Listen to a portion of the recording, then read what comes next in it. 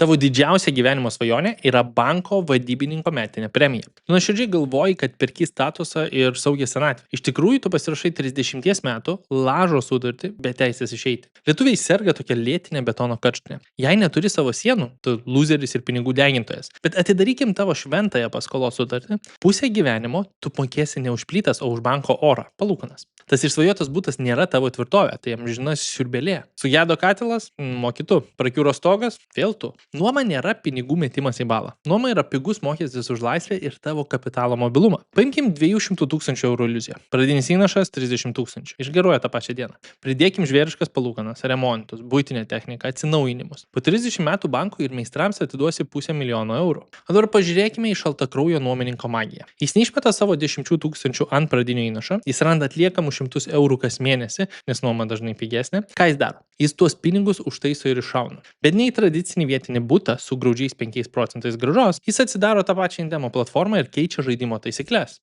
Dabar Ispanijos bankai springsta nuo nemokių paskolų. Jie masiškai parduoda skolas padengtas realiu turtu su 40, 50 arba netgi didesniem procentų nuolaidų. Indemo tas pačias skolas superka, o mes, investuotojai, paimam savo dalį. Vietoj to, kad pats būtum banko melžiama karvė, tu nusipirki banko problemą ir paverti ją savo asmeniniu pelnu. Mes kalbam apie realią 15% metinę grąžą arba netgi didesnę. Jokio vargo su neadekvačiais nuomininkais ir santechnikos bėdomis. Pradedi vos nuo 10 eurų ir išskaidai riziką į šimtus ispaniškų objektų. Skaičiuotuvas nemeluoja. Išsaugotas įnašas plus agresyvus investavimas po 3 dešimtmečių pavirsta į 4,5 milijono eurų. Arba toliau šerk sistemą dėl senstančio betono gabalo, arba tap plėšrūnų ir privers pinigus dirbti tau. Spaus nuorodą mano profilyje ir įdarbink savo eurus per tą patį Indemą jau šiandien. Geriau turėti milijonus telefone, nei brangiai spinant banko durų.